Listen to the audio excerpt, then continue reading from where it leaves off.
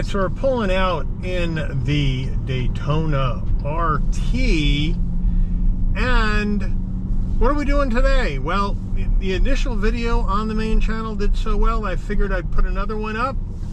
And first things first, car's gotten a little bit dirty, and the question I had is, can this vehicle go through a regular car wash? And not the ideal thing, but when you're in the Northeast and it's cold and it's 25 degrees out like today, even though it looks sunny, the car's dirty. Can I put it through a regular car wash? Well, the car wash channel on a regular car wash that has that chain pull on it, the side rails standard are 11.5 inches wide. And we went ahead earlier before I got in the car and started it up and did a measurement of the rear tire, since all four tires are the same size, to get an idea if it could go through a car wash. All right, so we have two 75/40s on these tires, 20 inches all the way around. So we're going to take a look and see how wide these tires are as far as going through a car wash. Of course, it's going to do that on me. So let's see.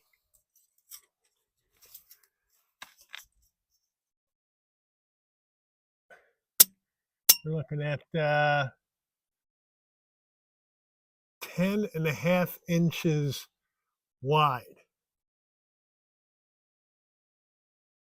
Almost 11. Let's call it 10 3/4 inches wide on these tires. As you can see, almost 11 inches wide on these 275/40s on the Daytona. They're thinner than the 325 steamrollers I have it on the back of my Aston Martin DBX. As you can see there, they are much wider. Now these will not fit into the channel of an automatic car wash. So this Aston Martin gets washed by hand. But let me know if you want to see a video with this DBX. Or maybe not. Put it in the comments. We're back in it. You know, we can go through the regular car wash now. So that's a good deal. But the other thing I wanted to try out on the shorter video here today is what kind of 0 to 60 pull is this vehicle going to have? Now, I haven't really tried, and I've only done it once, and that was like 6 seconds, and I know it's faster than that. So we're going to come up and give it a try. There's a lot of flat, straight ground around the house here. So we are going to give it a try here and see. I'm going to turn around up here, and we're going to stop and give it a shot. The first one will be going without the power shot, so we'll have the 456 horsepower, and the next one will be with the power shot. So we'll see what happens here.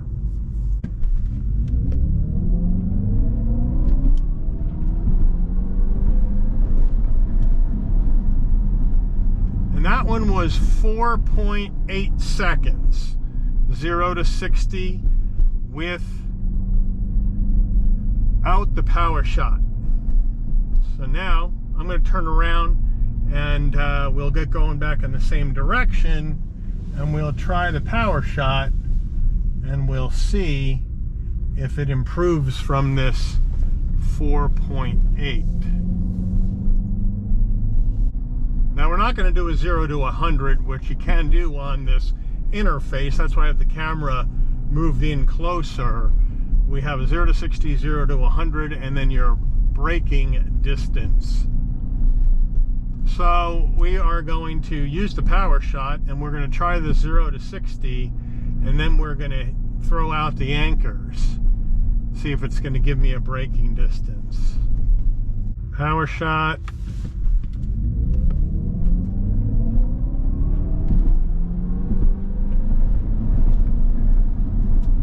Brake.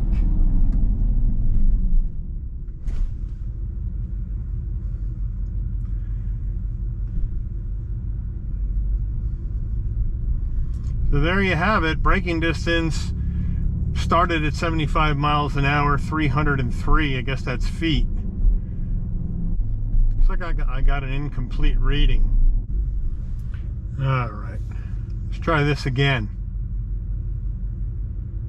Power shot.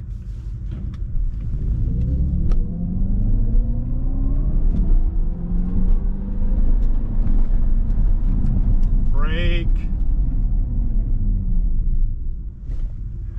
It looks like we're at 4.8. Well, I just charged up the battery to a full charge. And on a full charge, before we started, I had 236 miles. I charged it yesterday. And when it was done, I had 236 miles. So that's not as much as the 268 that was on the window sticker with the all-wheel drive and the 20-inch wheels. But again, this is early March and it is cold out as well. So we'll see as the weather warms up if the range gets better. But right now in the winter, with the temperatures in the 30s, full charge 236 on this. And the power shot not being available,